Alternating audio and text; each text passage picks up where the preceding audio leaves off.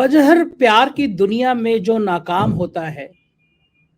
बजहर प्यार की दुनिया में जो नाकाम होता है। कोई रूसो कोई हिटलर कोई खयाम होता है। कोई रूसो कोई हिटलर कोई खयाम होता है। जहर देते हैं उसको हम की ले जाते हैं सूली पर। यही हर दौर के मंसूर का अंजाम होता है। जुनून शौक में बेशक लिपटने को लिपट जाए, जुनून शौक में बेशक लिपटने को लिपट जाए। हवाओं में कहीं महबूब का पैगाम होता है। सियासी बज़्म में अक्सर जुलेखा के इशारों पर हकीकत यह है कि यूसुफ आज भी नीलाम होता है। नमस्कार, मैं हूं संजय शर्मा। आप देख रहे हैं 4PM news network. Rahul Gandhi आज पंजाब में थे और आज उन्होंने स्वर्ण मंदिर में जाकर मत्था टेका। गांधी परिवार का ये नेता आज जब स्वर्ण मंदिर में पहुंचा तो बहुत सारे सवाल थे कि क्या पंजाब, क्या स्वर्ण मंदिर के लोग इस नेता की मोहब्बत को स्वीकार करेंगे। और हुआ भी है कि अकाली दल के नेता हरसिमरत कौर ने विरोध करना शुरू किया और उन्हें ऑपरेशन ब्लू स्टार की याद दिलाई। इंदिरा गांधी ने एक कड़ा फैसला लिया था, भिंडरावाले को समाप्त करने के लिए सेना गोल्डन टेम्पल में घुस गई थी और कांग्रेस को उसका बहुत बड़ा खामियाजा उठाना पड़ा था। पूरे देश में सिखों की नाराजगी कांग्रेस को झेलनी पड़ी थी और उसके बाद इंदिरा गांधी की हत्या ने पूरे देश में सिखों के प्रति जो नफरत देखी, उसने कांग्रेस को बहुत साल पीछे पहुंचा दिया। सिख समुदाय कांग्रेस को नफरत की दृष्टि से देखने लगा, लेकिन बाद में राजीव गांधी ने उस गलती को सुधारा और मनमोहन सिंह जब कांग्रेस ने प्रधानमंत्री बनाए तो एक संदेश दिया सिख कम्युनिटी और माइनॉरिटी को कि जो काम किया था हमने गोल्डन टेम्पल में, या सिखों की भावना कहीं आहत हुई थी 1984 के दंगों के बाद, उसकी शायद ये कहीं पूर्ति थी कि मनमोहन सिंह एक सिख प्रधानमंत्री के रूप में देश के सामने आए और बहुत कामयाब प्रधानमंत्री के रूप में सामने आए। जब पूरी दुनिया मंदी से जूझ रही थी, परेशान थी, तबाही चारों तरफ थी, तब मनमोहन सिंह की ही नीतियां थी जिसने इस मुल्क को बचाया। जो नोटबंदी के बाद हालात देख रहे हैं, आज देश के सब लोग कह रहे हैं अगर शायद मनमोहन सिंह की नीतियां पे हम लोग चलते, उनकी नीतियों को मानते, तो शायद देश की यह हालत ना होती। राहुल गांधी की सभाओं में आज भी उतनी ही भीड़ नजर आई। लोग हैरान थे कि आखिर ये जादू हो कहां से रहा है। राहुल गांधी ने पगड़ी बांधी, गए, मत्था टेका और बहुत बड़ी संख्या में सिख समुदाय ने उनका स्वागत किया। राहुल गांधी ने आज एक और दिल को छूने वाली बात करी और मुझे वो महात्मा गांधी का दौर याद आ गया कि आखिर एक सूट टाई पहना हुआ व्यक्ति अचानक सब वस्त्र कैसे त्याग देता है, कैसे पूरा जीवन एक धोती में गुजार देता है। तो मुझे याद आई कि महात्मा गांधी जब जा रहे थे तो उन्होंने एक महिला को देखा जिसके शरीर पे सिर्फ एक धोती थी। तब उन्होंने त्याग किया और कहा कि जब तक मेरे देश के लोगों के पास वस्त्र नहीं होगा, मैं वस्त्र नहीं पहनूंगा, एक धोती से काम चलाऊंगा। पूरी जिंदगी उन्होंने उस धोती से गुजारी। मैं कहता भी हूँ, कई लोग जब कहते हैं हम गांधीवादी हैं, तो मैं कहता हूँ गांधीवादी होना आसान है, गांधी होना मुश्किल है। गांधीवादी इस देश के वो नेता भी हैं, वो डकैत भी हैं जो खादी पहनकर आज इस मुल्क में आ गए हैं, नेता हो गए हैं।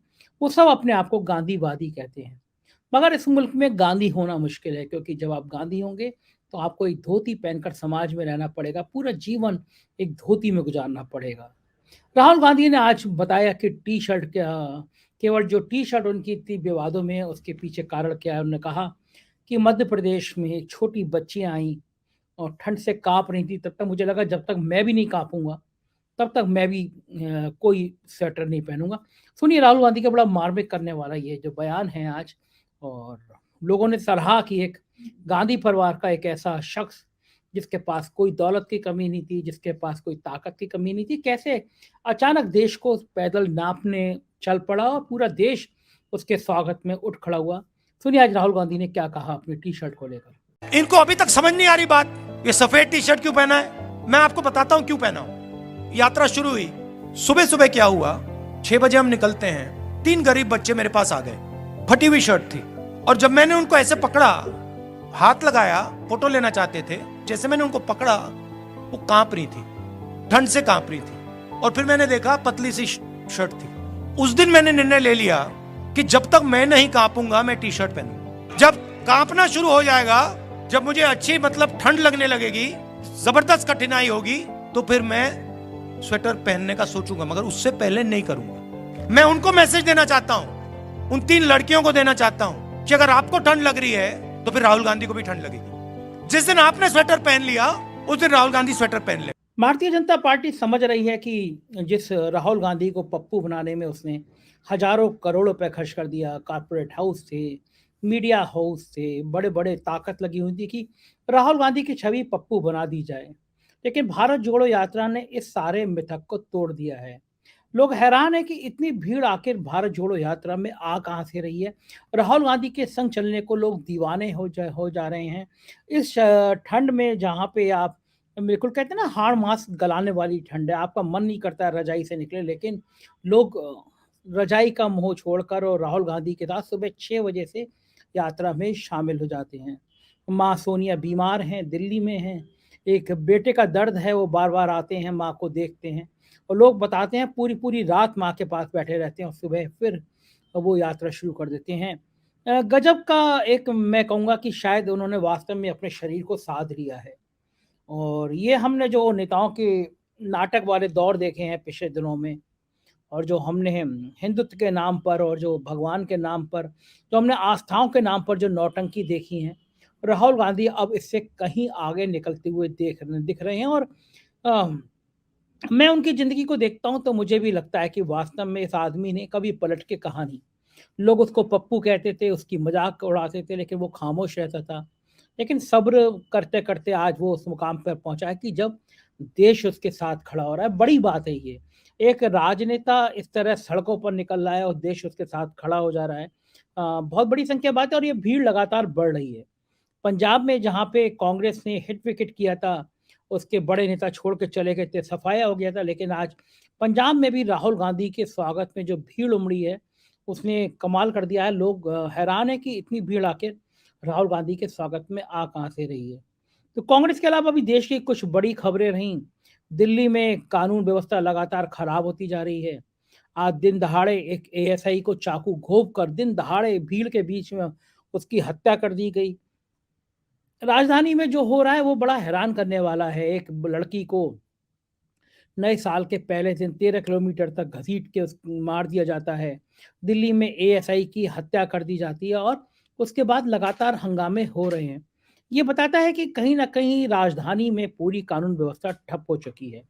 उधर उत्तराखंड के लोग बिल्कुल उफान पर हैं, गुस्से पर हैं। जोशी मठ में आसपास के किलोमीटरों के इलाके में स्थितियां खराब होती जा रही हैं। घरों में दरार पड़ रही है, लोग सरकार से बहुत नाराज हैं। होटल तोड़ने गए लोगों ने नारेबाजी करी सरकार के। और उत्तराखंड सरकार जिस हिसाब से चल रही है वो शायद मुझे लगता है कि वहाँ के सीएम की उल्टी गिनती चल रही होगी, क्योंकि एक के बाद एक स्टेप ऐसे हो रहे हैं जो उत्तराखंड की सरकार अपनी साख पर सवाल खड़ी कर रही है, भ्रष्टाचार के आरोपों में घिरी जा रही है। और जोशीमठ में जिस तरह हैंडलिंग में लापरवाही हुई, उससे कई सारे सवाल खड़े हो रहे हैं। उधर यूपी में सोशल मीडिया पे बवाल जारी है। समाजवादी पार्टी के सोशल मीडिया देख रहे जगन अग्रवाल को 24 घंटे में छोड़ना पड़ा। और अखिलेश यादव का जो गुस्से वाला रूप है, वो उसने बीजेपी के पसीने छुड़ाए हैं। पसीने इसलिए छुड़ाए हैं कि दोनों तरफ से स्तर से नीचे जाके वार हो रहा था। तो सरकार ने धमकाने के लिए, बीजेपी ने धमकाने के लिए जैसे ही सोशल मीडिया चला रहे जगन अग्रवाल को गिरफ्तार किया। बहुत सालों बाद अखिलेश यादव का ये रूप नजर आया। अखिलेश यादव चले गए, डीजीपी ऑफिस घेर लिया गया। और ये पूरा 5.5-6 सालों की सरकार में पहली बार हुआ कि इंटेलिजेंस पूरी तरह फेरी और थी, किसी को पता नहीं था कि अखिलेश यादव डीजीपी ऑफिस जा रहे हैं। पहली बार ऐसा हुआ कि डीजीपी ऑफिस घेर लिया गया, इंटेलिजेंस फेलियर थी और सरकार को समझ में आ गया कि अगर अखिलेश यादव ने एक कॉल करी तो स्थिति खराब हो जाएगी, लिहाजा जगन अग्रवाल को 24 घंटे में छोड़ना पड़ा। बीजेपी की नेता ऋचा राजपूत के खिलाफ एफआईआर लिखनी पड़ी। और अब जब ऋचा राजपूत के ट्वीट सामने आ रहे हैं तो और शर्मिंदगी का सामना करना पड़ रहा है।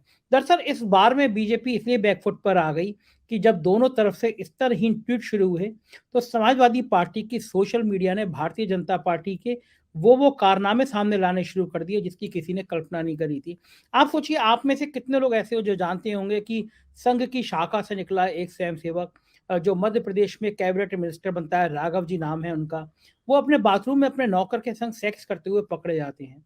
मामला यहीं तक नहीं रुका, कुलदीप सेंगर के बलात्कार से लेके चिन्मयानंद तक की मालिश कराने की कहानी समाजवादी पार्टी के सोशल मीडिया ने डाल दी और उसके बाद देश में बवाल शुरू हुआ। दिल्ली दरबार यानी दिल्ली की बीजेपी यानी सरकार, मोदी जी, अमित शाह, गृह मंत्री, इन्होंने बहुत नाराजगी जाहिर करी कि उत्तर प्रदेश में जो कुछ हो रहा है उससे पूरी पार्टी की बदनामी हो रही है। इस लड़ाई को तत्काल बंद रख करो वरना बीजेपी को बहुत नुकसान हो जाएगा। तो ये फार्मूला निकाला गया कि जगन को रिहा किया जाए और उसके बाद भी किसी तरह मामले को ठंडा किया जाए। अब लोगों को समझ में नहीं आ रहा है, जब पुलिस को ही जमानत देनी थी जगन की तो गिरफ्तार करने की जरूरत क्या थी। बैठे बिठाए समाजवादी पार्टी को मौका दे दिया गया। अखिलेश यादव को एक मौका मिला और इस मौके का इंतजार समाजवादी पार्टी कर रही थी अपना रौद्र रूप दिखाने के लिए। तो ये था पूरा आज का घटनाक्रम। मैं रास्ते में था तो लेकिन रुका मैं, मुझे लगा कि बोलना चाहिए। आप सुबह 6 बजे मेरा इंतजार करते हैं तो राजनीतिक घटनाक्रम पे मुझे अपनी बात कहनी पड़ी।